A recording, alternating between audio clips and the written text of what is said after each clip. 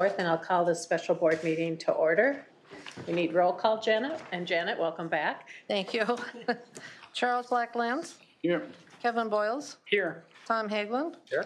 Ruth Nelson. Here. Jana Shogren. Here. Sarah Spear. Here. All present. Wonderful. Let's stand for the Pledge of Allegiance. I go over here.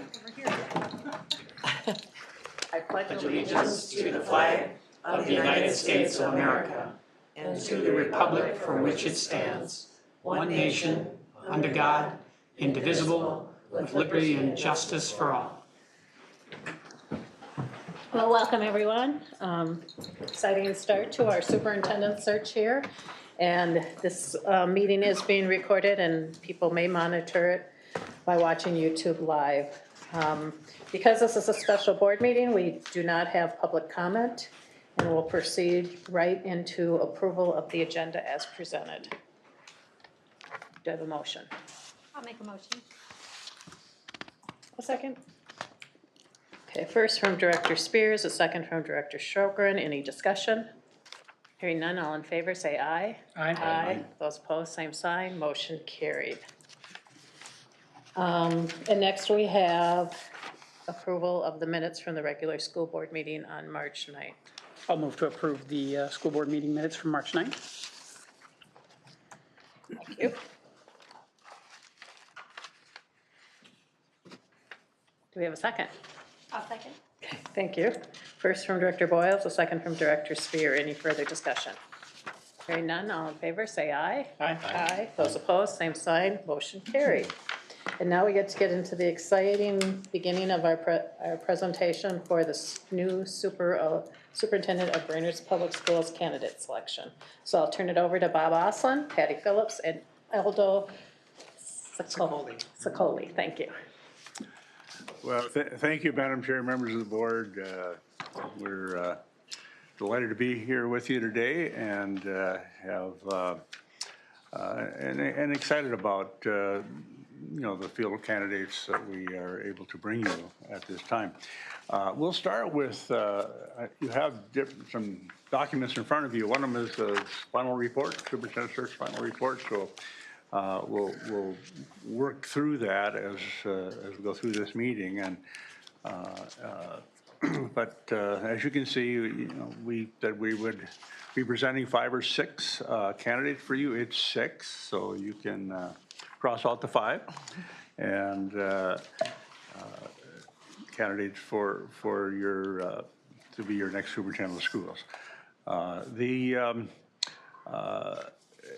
As you know, we talked about before, the candidates that we're recommending are not public information at this point. They're still, by Minnesota data privacy laws, are confidential. They become public upon your action to interview them. And then so we'll be presenting these candidates to you without names, and we do our best to try to talk about a complete picture of their background and so on, and the kinds of positions they've held and the type of districts they've been in, but not giving information that, at least in most cases, would allow you to identify who that person is. And then once you have approved the slate, then each of you are going to get a packet of materials. And that packet is going to include all the things you see in that list on the first page of the final report. You're going to get their application form that they fill out with our firm, which is 10 or 12 pages of materials and information. You're going to receive their letter of application to the district. You're going to receive a minimum of 3 or 4, and in some cases, probably 7 or 8 reference letters that have been included with their information. You're going to receive their resume, their proof of licensure, and transcripts from their graduate school work in preparing for, to be an administrator. All that is confidential information. It's for you and your eyes. And in fact, as we move along in this search process, once you have narrowed the slate of 6 to 3, that information you'll just give to Janet and she'll shred it. And that includes your notes as well, what you're taking, those are for you. So treat the information that way. It's for you and not to be shared with others who are not part of the board. That's all part of data privacy laws. So the other thing we're going to do a little later in this meeting is to work with you to finalize the questions. I know Patty sent out an email and asked for your input in terms of questions you think made the most sense to ask, that you would think would reveal things you want to know about the candidates in the first round interviews. So we'll go through those and make sure everybody's comfortable.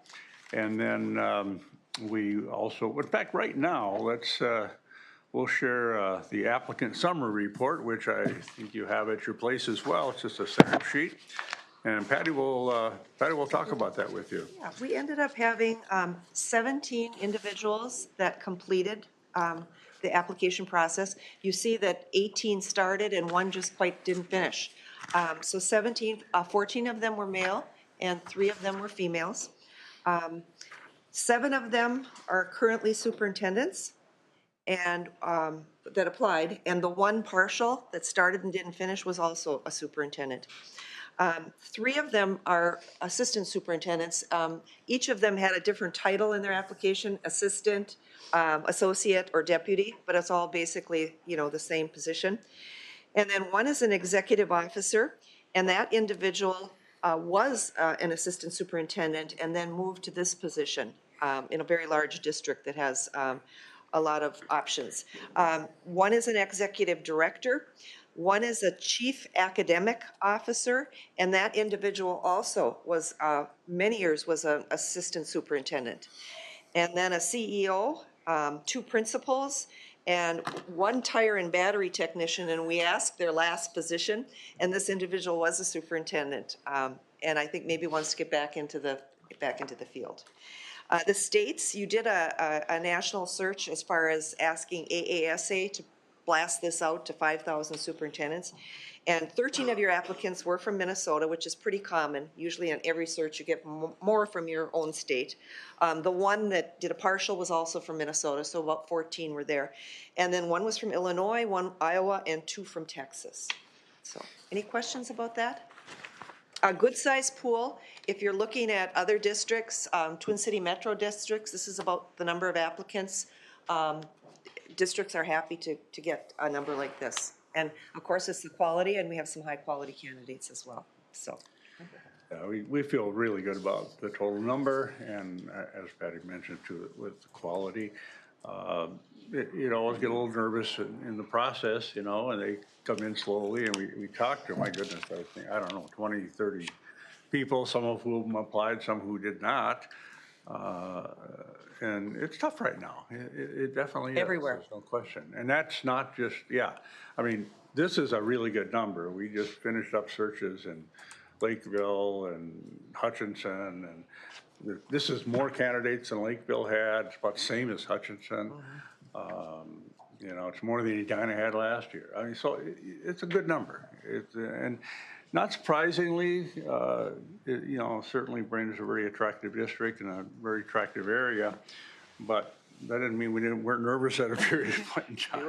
But it all worked out great. So, well, and that's as the last paragraph mentions there. This is kind of the board's due diligence time, if you will. It takes this will you'll be pretty involved over the next several days, but we'll do everything we can to make it a real smooth and painless process as you go through this selection process. So with that, the next page is blank, as you can see, and it says that you'll get that information on April 4th, and that's the information we want to go over with you right now, and our recommended slate of candidates. So you've got a document that has a chart on the first page. So if you just refer to that. We can do the questions. We can do this. We'll do the questions after, yeah. Okay, all right. If that's okay I was with just you. looking at the We'll wait agenda. and do the questions after we, Okay, that's fine. So, And you That's, all have the one with the chart and then the, yep, that's the one. perfect. So the 6 candidates, right now known as candidates A through F, and we'll talk about each of those separately, obviously, and Aldo is going to talk about the first 2, candidates A and B. Yeah, so as Bob said, we feel these are 6 strong candidates who would, of those who applied, would best be a good fit for the district. So we're excited about this group. So candidate A has a lot of experience as a superintendent, 23 years, currently all in Minnesota, currently in his 11th year as a superintendent, has also been a high school principal, business manager, an international program administrator, and a math and computer programming teacher. The references on this candidate spoke extremely highly of this person. Ethical, great team player, steadiness and calmness. They thought it really added a lot to the issues over the years and dealing with them effectively. Really has a let's work together attitude and really puts the interests of students in the forefront of decision making. So those are some of the things people said. Honest, lots of integrity. Also said this is a modest person, humble, so we don't know what will happen should you approve the slate and interviewing, but likes to give credit to colleagues instead of taking credit himself. One person pointed out that the 11 years in his current district is a sign of his commitment. They've done a lot during his time in the current district, both with visioning and planning on equity and making the curriculum more inclusive than it had been. They had a plan to better hear from various voices in the community, and actually one of the things a number of people stated is there is a tribal nation there, and so I'm told that the relationships have improved greatly, and that much of that is because of the outreach and the partnership of the superintendent. They've changed their policies also around equity. There's been a lot of staff development. Also, understanding of budgets, as you would expect from someone who's been a school district business manager. They have more financial stability than they had in the past, and there was a comment that the resources in a budget reflect the priorities of a district, that's a general approach. Willing to make, although, this person is said to work well with others, he is willing to make hard decisions and then will work with others in doing so. Does have experience in passing several operating referendum and a bond referendum, and has a lot of experience overseeing facilities projects. Also, they've added services in some areas of what we heard from some of the focus groups here, and that is mental health, nursing and counseling services have expanded there in recent years, as well as career exploration opportunities for students with some robust pathways to post-secondary skills. This person has a Bachelor of Arts degree in math, computer science, and secondary education from Concordia College in Moorhead. His Master of Science degree in educational administration is from Bemidji State, and his superintendent principal licensure was done at Moorhead State University. He's also completed all the requirements except for dissertation, all but dissertation, to receive a doctorate in educational leadership from St. Mary's University. With that, we'll move to candidate B. So candidate B is in his 3rd year as Chief Academic Officer for an educational services company that provides really a broad array of services, including online courses and software services to school districts. And I think they were, and maybe still are, I don't know, in 19 states. Prior experience, 8 years as an associate superintendent in a large Twin Cities suburban district. And prior to being an associate superintendent, he was director of curriculum instruction and standards in another large Twin Cities district, suburban district. Before that, a high school principal for 6 years, and also a high school assistant principal, was an English teacher, and then became, after teaching, before those other administrative positions, was a standards implementation coordinator for 3 years. So broad experience, definitely described as dynamic, positive person who people love, definitely known as an innovator, and some of which I'll get to, things that were done in his most recent district. But someone who can get things done, that was said by a number of people, and also that's what I hear reputationally about this person all the time.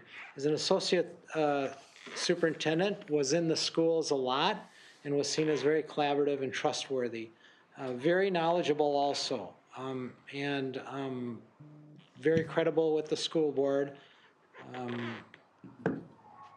So we're really, some of the key things, part of the is not only being innovative and having ideas, but then seeing what resources are there and how they can meld together and get ideas from other people and have a process to actually implement them effectively.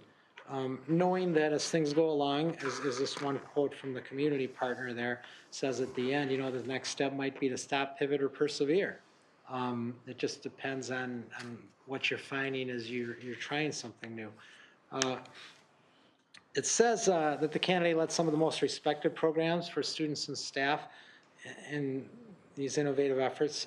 And really, so when I say that, it's not just in the context of his district, but seeing around the area as programs that other districts look to and said, oh, wow, that is neat what they're doing. And also that has led to this person being asked to share with other districts, and I believe that's how how he got into his current position, because people were asking about things they were doing in their school district that he really led the efforts in, and he was very knowledgeable and worked collaboratively. So he was tapped, and then he started a company that then got bought out by the company he's now currently with. So he's been with them since he's been assistant superintendent. But really, as it says in here, some of the 2 areas that were brought up, there were really several, but maybe I could even touch on 3.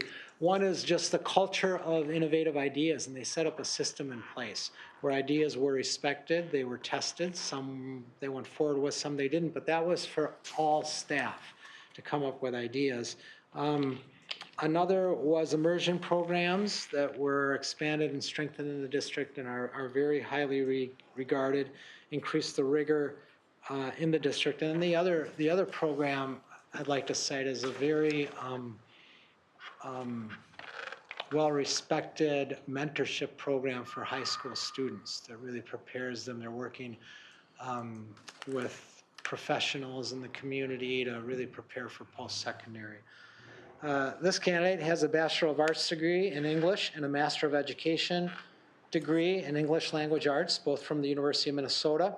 He completed his superintendent and principal licensure program at St. Mary's University and is currently working on his doctorate in educational leadership from Concordia University in Chicago. So with that, I will hand it over, I believe, to Patty for candidate C. Yes, I met candidate C about a year ago, and Bob happened to be on vacation in the vicinity of where this individual lives, so Bob was able to meet him and interview him a few weeks ago. He's from the 7th largest public school system in the United States, and he has 194,000 students, gulp, in the district. He's the executive director of talent right now. For 5 years before this, he was an assistant superintendent. He began his career as a geometry teacher in Teach for America. He does a lot in his prior role as innovation and strategy, so they're trying to really innovate and do different things in this district. And he also, right now, is the executive officer of talent. And part of his job is getting the best and brightest teachers and staff in the district. He's the youngest executive in that district, and in 2019 he was recognized. Forbes magazine has this honor, 30 under 30 in education, and he was on that list. And what he did that really took note in the whole United States is kids that haven't had access to education or higher ed, he had a huge effort to increase the number of high-achieving, low-income students and getting them into four-year colleges. And subsequently, he helped over 3,000 students in his district get full academic scholarships, kids that were needy. He's very bright when you visit with him. He's a deep thinker. He believes in systemic change, that we need to change the way we're doing business. Every reference you talk to touts his intelligence, how politically savvy he is, and how he analyzes data to decide what are we going to do next, and he gets a financial perspective and then an educational perspective before he implements anything that's a change. He's very modest, and he's reserved, but he's fearless at the same time. It's kind of a duality, and he's so focused on improving student success. That's really an important thing to him. And he's a good listener, good communicator, always talks about team and we, never about himself, doesn't have a big ego. And he's just fun and interesting to visit with. One of his references has been in education for 30 years and ended up being this young leader's direct report. And he said he's hands down the best leader that he's ever worked for in 30 years. Every reference said candidate C is ready to be a superintendent. And one of the references said if the board that is smart enough to hire him will not be disappointed, as he will take your district to a place you never dreamed of. That's the future of public education. He received his Bachelor of Science degree from Yale University, his Master of Education and Public School Executive Leadership from the University of Texas at Austin, and his Doctor of Education in Ed Policy and Leadership Cooperative Superintendency Program from the University of Texas in Austin. That's candidate C. And I believe Aldo's going to do D. Yes. So candidate D is in his 8th year as an associate superintendent in a large urban district in Minnesota, and spent almost his entire career with that district. Has also held other district level positions such as chief of schools and assistant associate superintendent. At the building level, the person was an elementary school principal and a middle school assistant principal. Also was a teacher for 21 years, middle school math and social studies, as well as being an elementary school teacher. And people describe this candidate as an authentic person who focuses on the vision and mission for kids, very passionate and thoughtful leader who is committed to creating pathways to success and removing barriers for every student. Again, it being said that students are at the center of what this person does and how they approach working with others and decision-making. This candidate does support and empower staff and is said to be a superb coach in that regard, and will push people to develop themselves to be the best they can be for students. Visibility, seen as being in the schools a lot and at community events. Analyzes data effectively. Several people said that. And also, one colleague who I highly respect said, quote, "I don't think I've met a person more passionate about K-12 education." A lot of experience in strategic planning and equity work. Math background is well suited with his familiarity with school finance, which I'm told has been thorough and collaborative. This candidate has partnered with other organizations, and recently there was with a foundation to bring some leadership development for staff. It's along with union leadership well. When he was a principal, worked closely with families and students that led to better educational outcomes and more equitable outcomes, and really focused on individual student growth and doing that. And enrollment at the school tremendously increased while this person was a principal. So this candidate has a Bachelor of Science degree in elementary education from Ball State University. He holds a Master of Education degree from Indiana Wesleyan University, and his educational specialist and superintendent licensure programs were done at the University of St. Thomas. So with that, we'll transition to candidate E.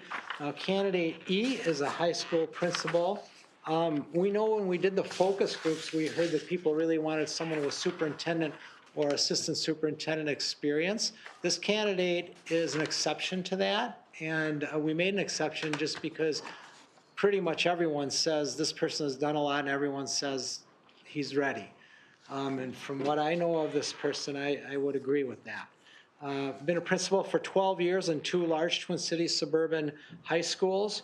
Has also been a director of an alternative learning center, and while an administrator at the high school, was also the administrator of an alternative learning program at a different site. Has been an adjunct faculty member, a high school assistant principal, a high school dean of students, and was a teacher, high school English and social studies. Person is described as, and I can tell you I witnessed firsthand, as I've seen some presentations, an amazing instructional leader who is forward-thinking and leads with a lens of racial, gender, and disability equity. And actually, even though I didn't put it in quotes, that was a quote from a supervisor of his who is now a superintendent. Said to have provided superb leadership on district level committees. And I'm told that when the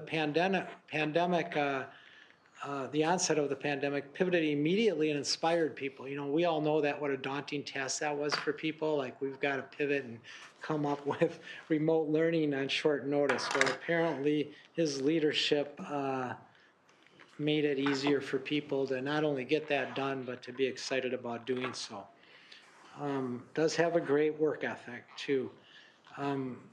One quote was that this person is great at managing up and managing down.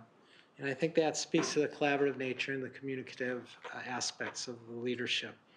I did talk with the teachers union leader of the district, who just went on and on about working with this person in such a collaborative manner.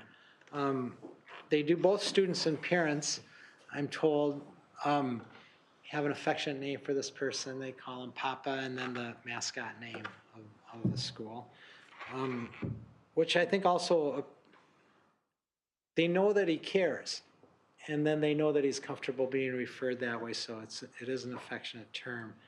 He's adept at addressing and communicating complicated educational subjects in ways that people can understand, lay people, without all the jargon. Build strong relationships, including with the school board, students, teachers, staff, and community. You know, one superintendent stated it's personal to him. He leans in, he'll do a fabulous job. He is incredibly ethical. Created an International Baccalaureate program for all students at his current high school. It really does have a belief in high expectations for students, but a lot of results too, so that in his current school, students of color representation in advanced courses rose from 34% to 56%. The school's graduation rates increased 4 percentage points. They also opened a math lounge and a writing center during the day, so students could get support in those areas if they so choose to do so. There's also a lunch and learn program, so that during lunch they can also get help with their academics and social emotional learning if they'd like. 2016, the school was recognized by Newsweek in the top 500 high schools in the nation as Beating the Odds High School, and this person does get tapped to help with other districts and what they're doing instructionally. Candidate E has a Bachelor of Science degree in education from Bemidji State University. He has a Master of Arts degree in education from Hamline University. He completed his Ed specialist degree in superintendent licensure programs at Minnesota State Mankato, and his doctorate in educational leadership is from St. Cloud State University. And with that, the baton goes to Bob for candidate F. Candidate F is currently in her 4th year, serving as assistant superintendent in a regional center in Minnesota. Prior to that, she was a director of special education in a special education cooperative. Was also the assistant director for 5 years prior to her time as the director, which I also believe was 5 years. Also, obviously has a background in special education, taught special ed at the elementary and secondary level. And prior to her teaching experience, she was a medical health professional at a regional mental health center. And in her capacity there, she provided mental health counseling for middle school students. When you talk to people about this candidate, she's described as a very dedicated and passionate educator, always putting students first, a problem solver, strives for continuous improvement, both in herself and for the institution. Seen as a visionary, one who sees the big picture, works very well with others in crafting a vision, and is very good at understanding the steps necessary to implement a strategic vision. Doesn't shy away from any challenge. People talk about that and being one of her strengths. Certainly has the ability and fortitude to make difficult decisions. Very bright, and someone who also demonstrates a very high level of emotional intelligence. Very humble. Humility is certainly a part of her style and approach. Let's do it together is kind of a hallmark of how she leads, and that humility extends to wanting the credit for accomplishments to go to others that are involved, and she isn't seen as one who needs to have the limelight always shining on her. Very transparent. Being transparent is important to her. And she's not afraid to be vulnerable in her leadership role. And I think there are oftentimes that it's underestimated how critically important that can be, in terms of being an effective leader. Very good listener, very good communicator overall, excellent at building partnerships with other entities to develop things that be helpful to outcomes for students. Very genuine person, is charismatic in many ways, and as one who's demonstrated ability to build trust with both the staff and the community. Very hard worker, strong work ethic, high integrity in everything she does is talked about when you talk to people. A superintendent from another district who knows this candidate well, the quote is, he's thoughtful, impressive, and has phenomenal people skills.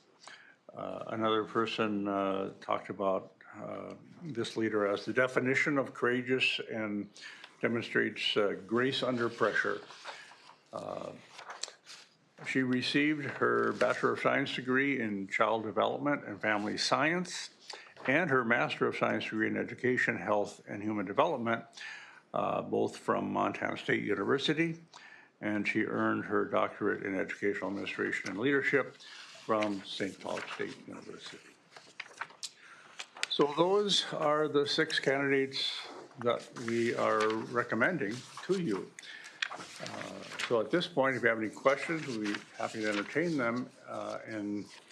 And then it's up to you. If you want to approve that slate, then we can tell you who they are, or we can hold that till later and go through the rest of the document and the questions and whatever else and do that at the end. That's totally up to you. It's an impressive slate, I think. I want to hire them all based on what I saw right now. But does anyone have any questions about any of the candidates? I'm very happy that we received 17 applications, and I was concerned about that too. So, and then to have the quality that we have here. So it's your pleasure if you would like to move on with talking about the process, or whether you'd like to just approve the slate now and we'll go back to the process. It's up to you. Does anyone have a preference? Are we ready to approve the slate of candidates? And then we can go over the questions. Yeah, I'll move to approve the 6 candidates that were presented for our next superintendent. Thank you, Director Hagelin. One second. Thank you, Director Blacklands. So we have a first from Director Hagelin, a second from Director Blacklands to accept the slate of superintendent school candidates for the initial interview process. Do we have any further discussion? Maybe a question? I haven't been really tuned into this process ever before, so I'm kind of curious. Probably more for your insight than perhaps anybody else here in terms of when we look at a school district like this and looking at bringing somebody in, I mean, what is our realistic assessment on the length of tenure that we would want from an individual that comes to ISD 181 to be a superintendent? Because I think that factors heavily into at least a fair number of the candidates that you put forth based on my rough back of menu math. Good question. And what we do with candidates, when we talk to candidates about their candidacy, when we recruit candidates, we're always looking for somebody who will commit to 2 contracts or 6 years. Obviously, for somebody to stay at least that long, it has to be going well. You have to be happy. They have to be happy. But we work very hard at trying to do a match that would where that would be expected. Beyond that, if you hire someone and they do a great job and stay for 10 years, well, that's wonderful. But if they do a great job and stay for 6 years and leave the district better than they found it, and significantly, that's a great hire, And if you look at the longevity of superintendents in Minnesota or even nationwide, it's not real long. The average is probably in that 3-4 year range, and urban superintendents are even shorter than that. With all the, it's difficult. And but in our experience, that's one of the things we're really proud of as a firm. 96% of the searches that we do, the candidate is still there 6 years later. So that, that's great. There's never a guarantee, but one of the things I truly believe, and I often have said, is if you hire somebody and they stay 6 years and they do a great job, that's a really good hire.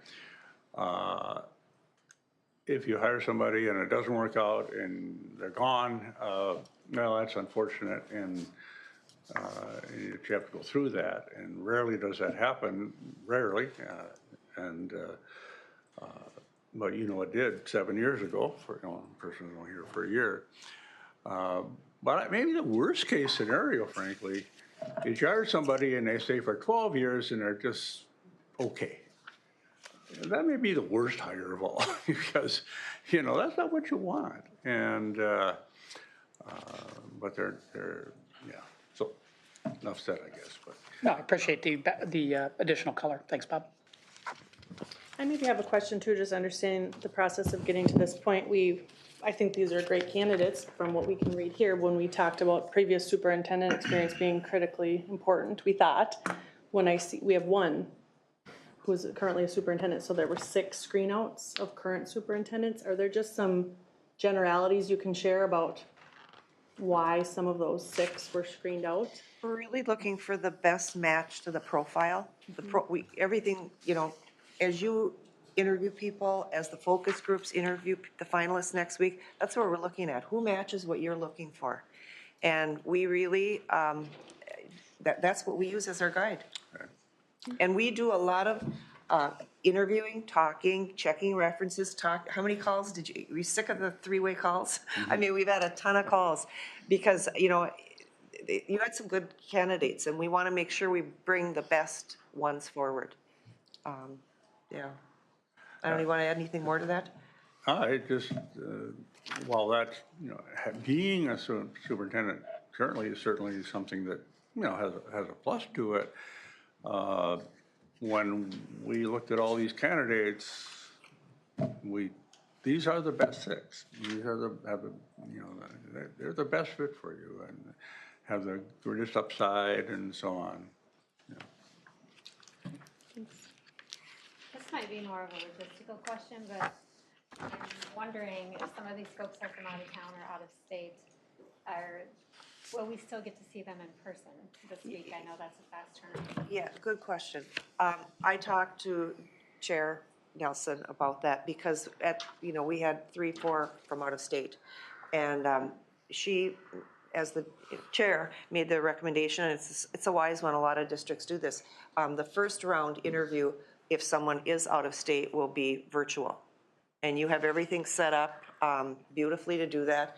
I'm happy about that because your technology is great. We don't want them to have that candidate, from somewhere else have a disadvantage. I like to say all 6 are going to be virtual then, but that's not fair now either. So anybody that was from out of state, and they were what you need to do when we're planning on bringing people forward, but we tell them until you decide and accept the slate, nothing's for sure. But because this all begins tomorrow, of course, we had to let people know. And they also need to know, because it's a fishbowl out there, that the press may be printing your names, today, tomorrow, whatever. But we'll call all these candidates to let them know one way or another after the meeting. And, but I think, it would be virtual and then it will be in person for the final. And maybe you want to talk a little more about that. And the last time we did this, we had one that was virtual out of the 6, and it worked well, so. And if you were to approve this slate, it would be one that would be virtual. Yeah. The other 5 in person.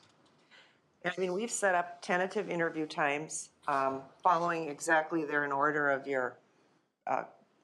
the bio sheet that we did.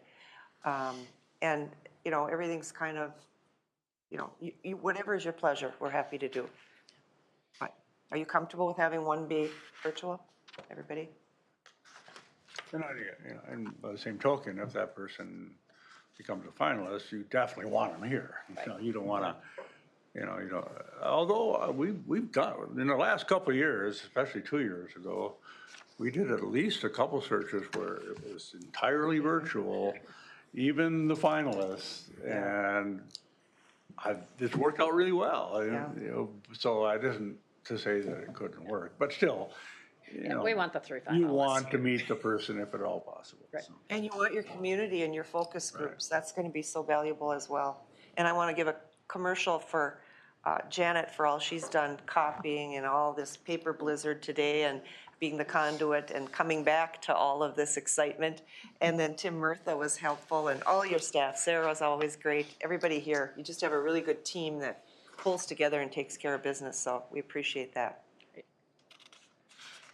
Okay, questions? Any other questions, thoughts? Okay.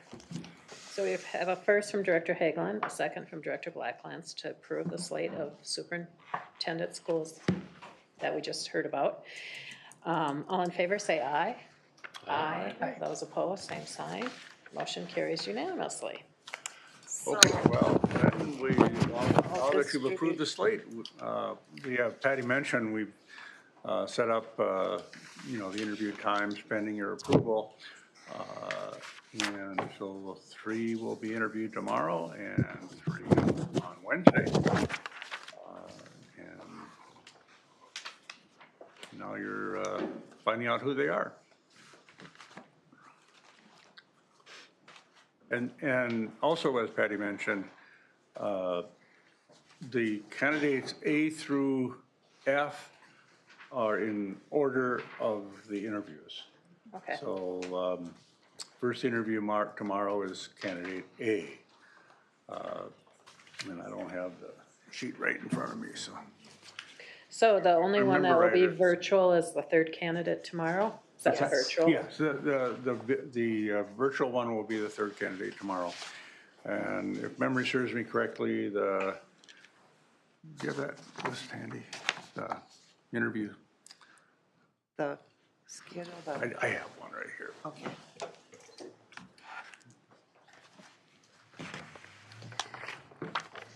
We try to put the people that live closer to the district always last, later, so they're not driving far.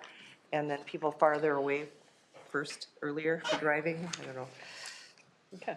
So So tomorrow at 4 o'clock, your first interview will be Karsten Anderson, who is currently serving as superintendent of schools in Red Wing. And candidate A, he's been in Red Wing 11 years, I believe, was superintendent he's been a superintendent for a long time, the latest 11 in Red Wing. At 5:15, you'll be interviewing Eric Snyder. Eric is the Chief Academic Officer of Insights. I think I say that right. And he's the one who, he was the assistant or associate superintendent in Minnetonka for a long time. And he left, a couple of years ago, I think it was, to form this company, which was then bought out and so on and so on. But now he wants to get back into the game, so to speak, as a superintendent. Your virtual interview tomorrow will be with Jarrett Brandt, who is the executive officer in Houston Public Schools. And I didn't realize it was the 7th largest in the nation, but Patty. And I had the opportunity to meet with Jarrett about a month ago. I happened to be in Houston for a while, and yeah, he's a very impressive young man, and I think you'll see. And then on Wednesday at 4 o'clock, your first interview will be with Ron Wagner. Ron is the associate superintendent, an associate superintendent in Minneapolis Public Schools. And then at 5:15 is Dr. Frank Herman, who is a high school principal in Robbinsdale High School.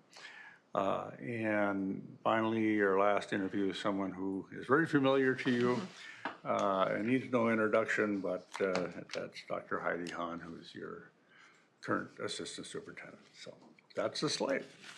So.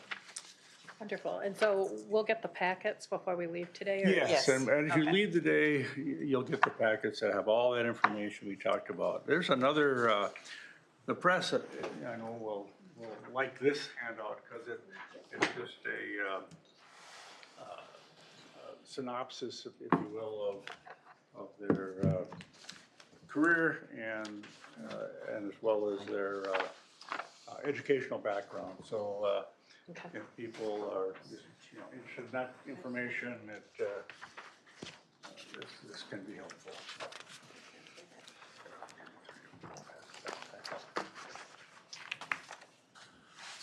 Well, with that, we'll go back to the planning document and the process.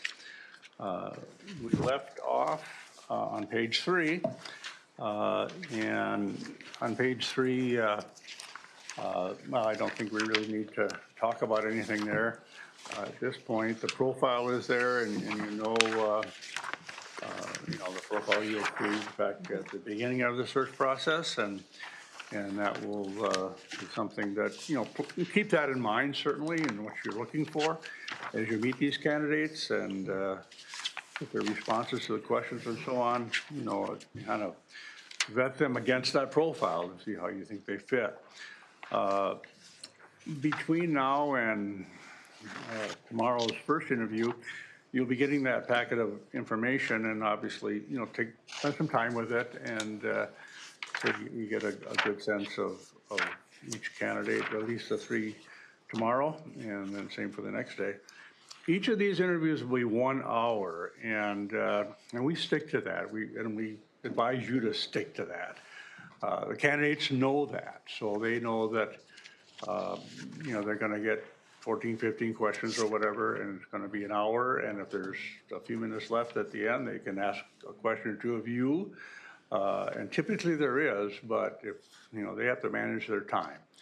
And so we tell them that. Is the interview is going to be right here? So I'd be like the candidate.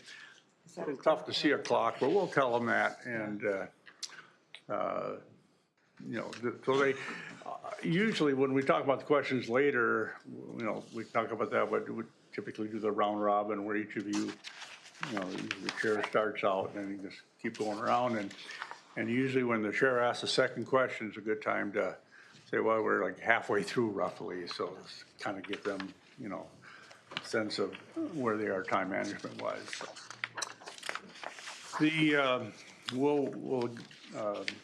We'll finalize those questions in just a little bit.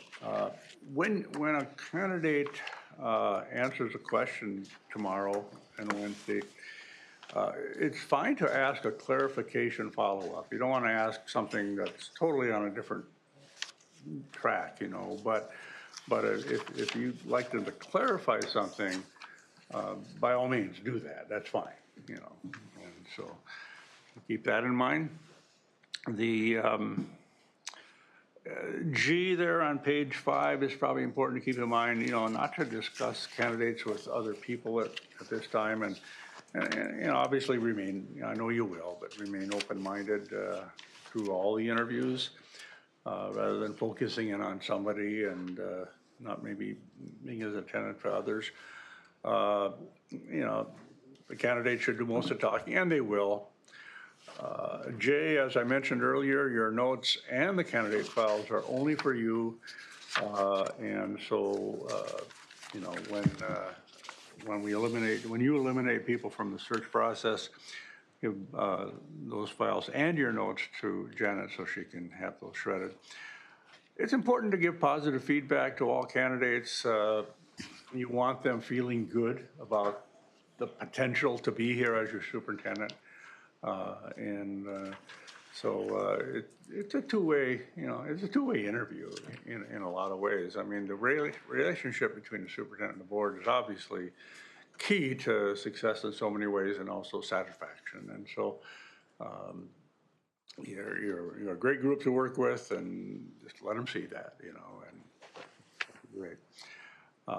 At the end of Wednesday, after the 6 interviews, we use a little process. Those of you, Tom and Ruth, who have been through this before, will remember the little process we used to narrow down the slate from 6 to 3. And we're recommending 3. I wouldn't even consider 2. Just, you know, you never know, you know, if you could lose a candidate, you know, in a number of different ways. I mean, if they take a job somewhere else, or if they just decide it's not for them, or we can't be sure on those things.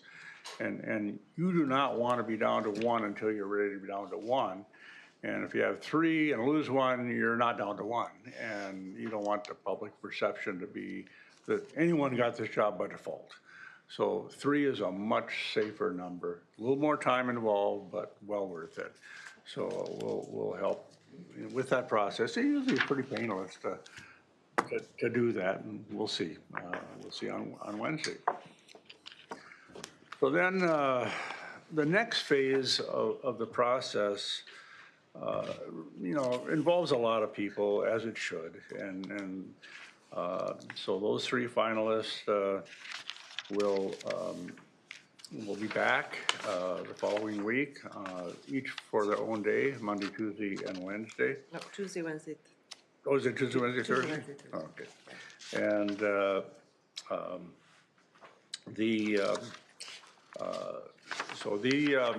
those finalists will be interviewed by 6 different groups, and I believe the schedule for that is on page 7. And so that's something that, you know, Patty and Janet and I think Tim, you know, worked through. So as you can see, they're going to have a tour of the district first of all, and then meet with the groups as laid out on that schedule. Your involvement that day will start at 4:45.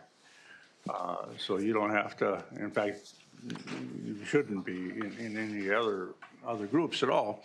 But at 4:45, we'd like you to be here, just as part of the audience, if you will, not to be directly involved, but to just observe.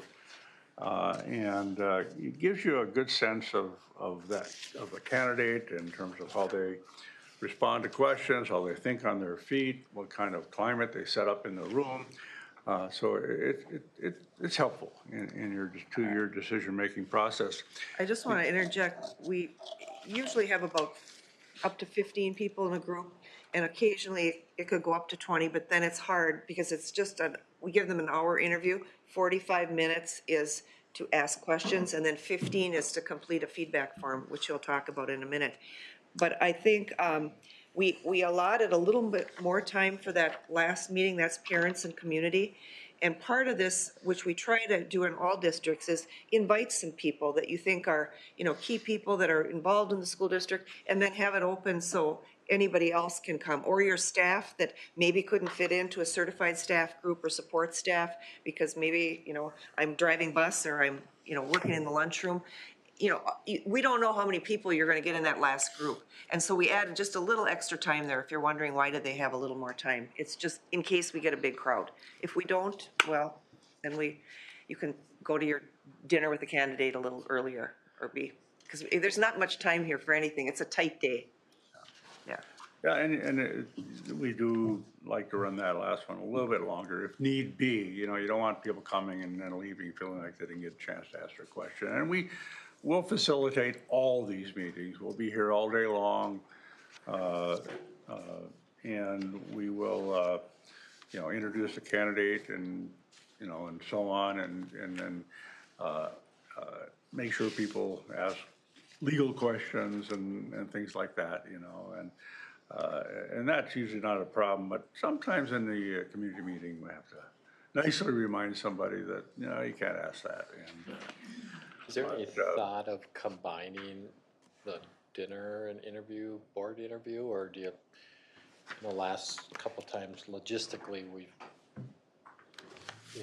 lose some time with going someplace for dinner, or is dinner planned to be here, or? Yeah, we picked 3 different restaurants in the area to take them to.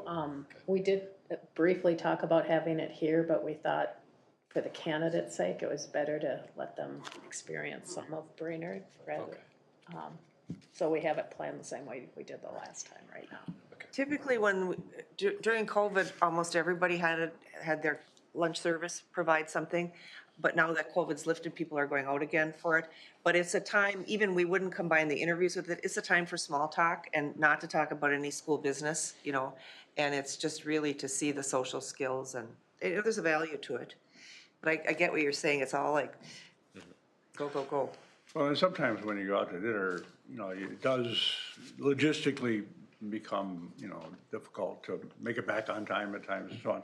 So what we do, we've faced that many times, and we'll just, one or more of us will just leave at an appropriate time if it's to have, and get back here to make sure that anybody who's waiting for the 7:30 interview knows that, we'll be here shortly, and to make sure that's covered. And so, Spouses will be invited? Spouses to be invited to the dinner also? That's something that districts decide if they want to do it or not. But I was sharing with somebody, I can't remember who, I was presenting to 36 aspiring superintendents last Friday in the Twin Cities. And it was all, it was just everything you ever wanted to know about applying for a job and what this process is like and everything. And several people brought up the dinner thing. And of course, I'm sort of old school, younger people have young, great ideas, but they felt a little bit like, I don't think that's a good thing to invite spouses. A lot of spouses, I'm just telling you what I heard, okay? Sometimes spouses don't feel like they want to be interviewed. They don't want to come, and then they're thinking, well, does that put my partner at a disadvantage? Some people don't have spouses. Including the groups that we're bringing forward, some don't. So then they think, well, and then of course Bob told me, when I told Bob this, he said, well, I think my wife got me every job I ever had. So I don't know, it's a mixed bag. I never thought of it till the audience brought it up as a question to me. Are you still doing spouses? And I mean, it was like, and it's an interesting point, so I don't know, how do you want to handle it? I'll go on the record. I don't think spouses should be there. Yeah, after saying that and hearing that feedback from young. Yeah. See, we can listen and change, right? Yeah. Has it ever been flipped where the interview happens and then dinner? I just think it would be incredibly nerve-wracking to be a candidate who's about to be interviewed and have to sit at dinner and make small talk and actually even eat before you're about to go on what might have been the be the biggest interview of your career. I just wonder if you'd get a better sense of the person if we did our interview and then went out to Yeah. dinner after and chatted That's a good a point. bit more. You know, superintendents are gonna be in nerve-wracking situations quite often, so, and long, tough days, and so. And I can You know, I appreciate that, but actually- I I truly kinda like want that to idea. really, I want to know who the person is Right. in that situation too, not in a, we'll see them in a pressure situation sitting right here. I want to see them truly as relaxed as they could possibly be in this process. That's a good point. I don't know. Logistically, it would help. Yeah. Then we're not racing to get back and go, and we still should be mindful that we're having a cutoff and spending the same amount of time with each candidate. We can't just linger longer with one candidate than others, but it's just a suggestion. Can we bring that? Kevin's time clock. Her name is Sarah. Get one of our public comment timers. What do you think about that if we switch those two? Have you ever done that? No. The other thing I would just say about that though too is these people have been through interview after interview after interview with all sorts of folks for the whole day. There might be value in getting a little bit of a, I don't know if you want to call it a break, having dinner and a little food before you go into your last one, but it could work either way. It also gives you a little chance too, because you're gonna get these feedback forms. Every time we have a focus group, we're gonna run to Janet. She's gonna run them, color code them. She's already got a system that's like gonna be the best in the world. Put them together, and then when you come at 4:45, or if you can get there at 4:30, it'd be great. She'll hand you your binder each day, and you can take it home with you, sleep with it under your pillow, do whatever. And then the next day you bring it back, and she's gonna fill it up again.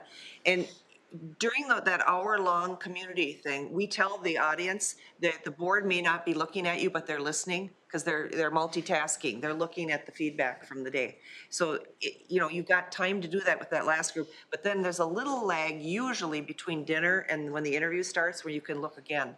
And just have it in your mind. And you can take them home with you, but that last night, that's kind of important, the last night. It really is, and logistically, you know, you want those people to come to community interview to know that their input's going to be looked at, and you want to look at it, you know, and you'll end up more than likely asking questions off of it and so on. So, yeah, I think, you know, when the community interview ends at, say, 6, we collect all those feedback forms, give them to Janet, she copies them. We do that with every group throughout the course of the day, and then so when you come, you get that notebook. Well, when you come back from dinner, the community input ones are gonna be added.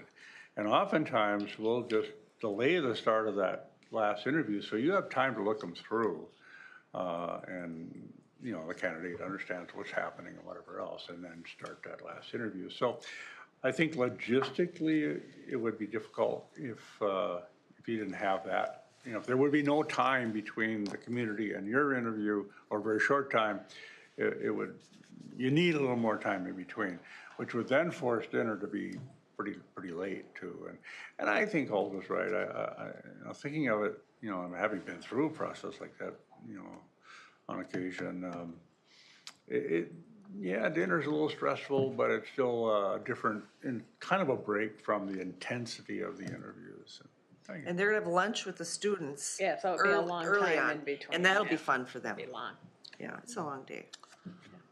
We make sure when we get when we work with each of the groups, we make sure that these feedback forms are filled out and tell them how valuable they are to your decision-making process. But we make sure that every participant understands that they're giving input, and it's your role and responsibility to make the decision. That's the school board's role by definition. And we make sure people have a clear view of that. Sometimes groups will be, well, we like to huddle together before we fill out the feedback forms. No, we never say that's okay, because you don't want a group making a recommendation eventually about who you should hire and put you in that position, you know, and so every bit of input you get is going to be individual. That isn't to say a group may not do an end run and want to bend your ear, but, you know, that happens from time to time. But the input you receive written will be from individuals. Okay, any questions so far, Ralph? So we'll leave the schedule as is, sounds like. The, It's our process. when we, yeah, when you get on to the next, page 8 just talks about, what, information for the groups that are interviewing each candidate, and we cover that with them. There's no reason to talk about it now. It's pretty self-explanatory. Once we get through the last of the finalists on Thursday, then we'll go through a process with you to help you come to closure on who you want to enter into contract negotiations with to be your next superintendent of schools. And sometimes it's a little daunting to think, can we come together, as a group that quickly? And that's an understandable feeling on your part. But we can tell you that about 95+% of the time, boards do successfully do that. And you're going to have a lot of information, by that time, and you're going to know everything you can know about candidates, and it's usually good for the process too to kind of come to closure quickly. Then it's good from a candidate perspective. If it's extended out, it just adds to the potential for you to get lobbied by different groups and so on who might have a favorite candidate, and you want to avoid that as much as possible.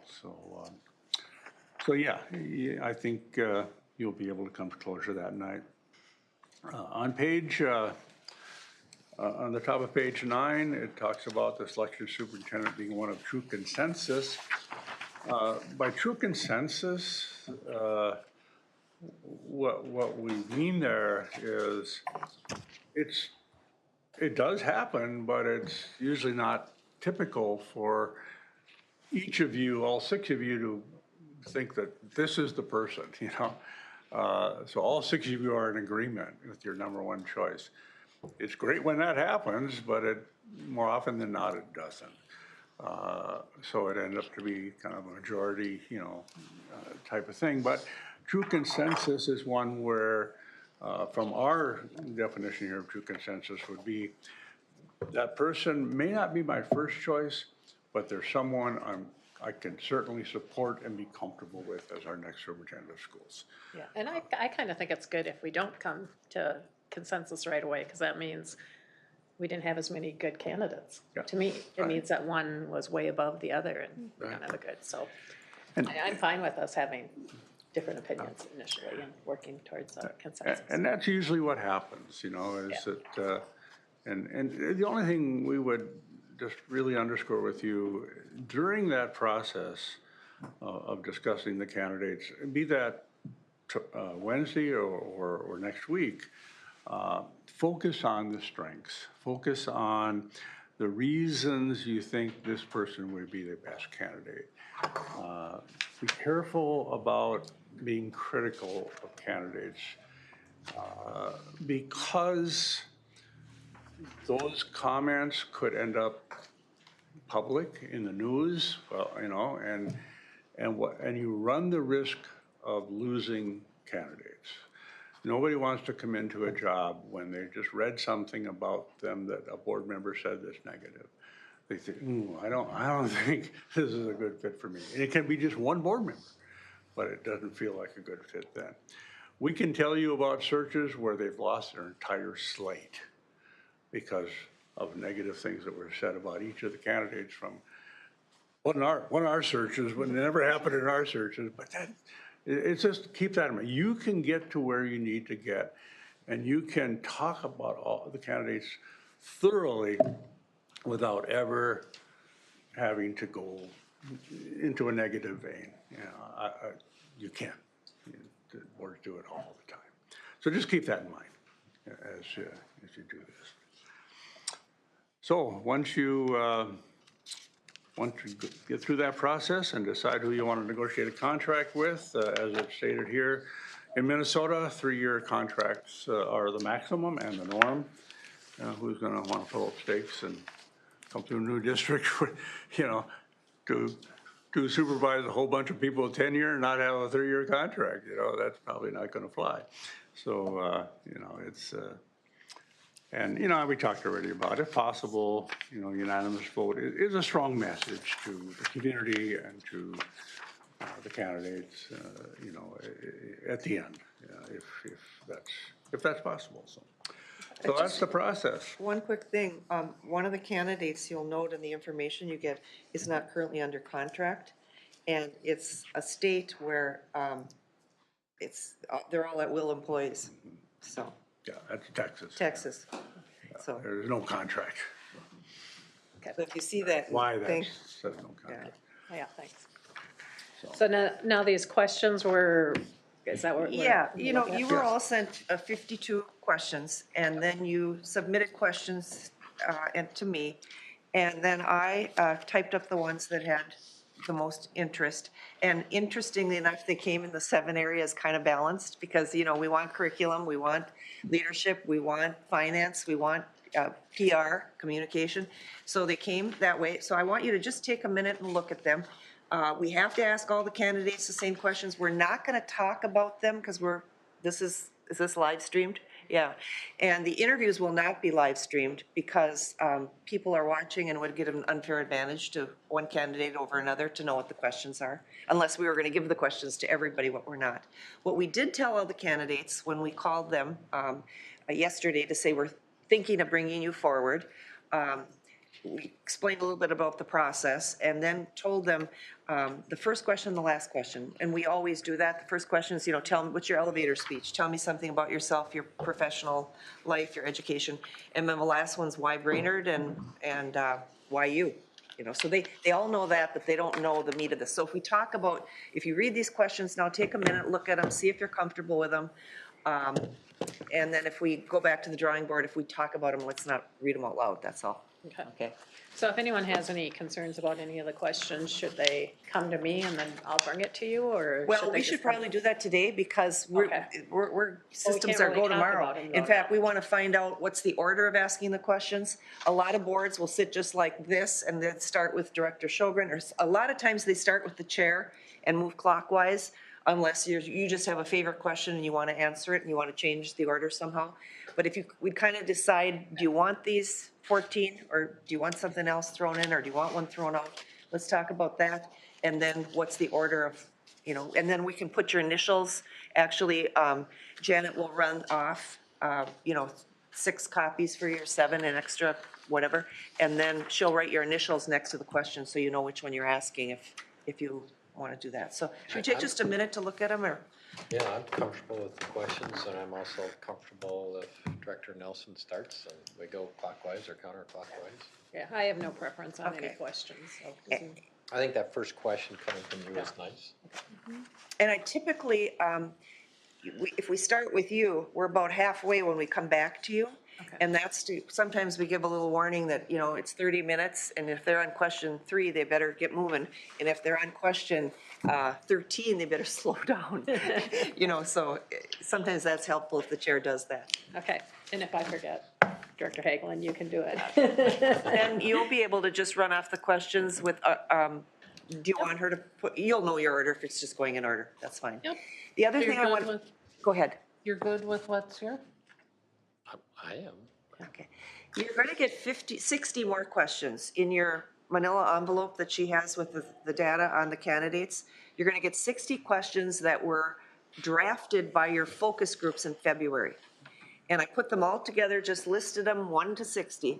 And what boards typically do for the following week, when you have the finalists, it is not like this. It's a much more relaxed interview where you just kind of flow and you decide, what do you want to ask? What am I going to ask? You just kind of do it, whatever.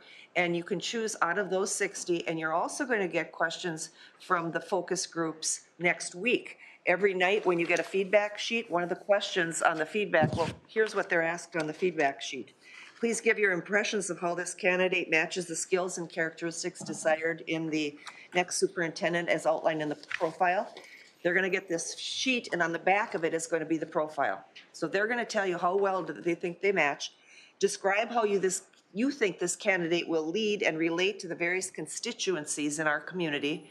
And then the last thing is, what questions would you like the board to explore further with the candidate? So a lot of times, for that final interview, you'll pick something someone just tells you on the feedback form that you love. And what we'll try to do is have you regroup after dinner and just decide kind of like, well, I'm doing number 16 on the sheet of 60 questions, or I'm doing whatever. It's just, and I know some of you that like to be bing, bing, bing, feel like, ooh, this doesn't feel good to me, you're gonna love it, right? I think so. It's relaxed. We don't have to ask the same question. No, No, you don't have to ask the same questions. We could just be random. You can just be whatever you feel like. If you've got a question about that candidate, you may be totally comfortable with one candidate's financial expertise, Yep. but unsure about a different candidate in that area. So yes, by law, the first round, you can show bias if you ask different questions of different candidates. But once you know the candidates and then legally there's no issue. Yeah, and that doesn't, and our questions don't have to come from that list of 60. No, not at all. you might have a question you've been just burning to ask, you could just have your own questions.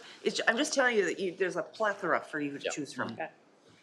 And then Janet, what you can do is run off, give them each a little folder with the questions and scratch paper and whatever. Yeah. And you want to bring your packets of information on the candidates with you every day back and forth. And it'll be down to 3 probably that following week, so you can bring your other 3 in to be sure. Is there anything else we forgot? I don't think so. I think that pretty well covers it, and then, other than questions you might have. Okay, wonderful. Does anyone have any further questions? Comfortable? Okay, wonderful. Thank you, guys. Thank you. We're excited. Thank you. We'll look forward to tomorrow and the first round, and so have a good rest of the day, and we'll see you tomorrow afternoon. Yeah. Thank you. So all the future meetings that we have in the next 2 weeks are on this agenda. And if there's no other business to come before the board, which we can't, as it's a special meeting, do we have a motion to adjourn? So move. Well, second. Who said so move? We should find a Director room with Boyles? all those candidates. I was looking at you. About the tour. Oh, okay, the tours at the beginning of, not next week, but when we're down to the 3 candidates, Charles and I were gonna take the candidates around. Does that work? We'll meet them there. What's the welcome sign? Thank you. First floor. Okay, we have first from Director Boyles, a second from Director Schrocken. Any other discussion? Hearing none, all in favor to adjourn, say aye. Aye. Okay, meeting adjourned. It's easy Didn't to even find. notice it. Excited about this. Because it's harder to really concerned.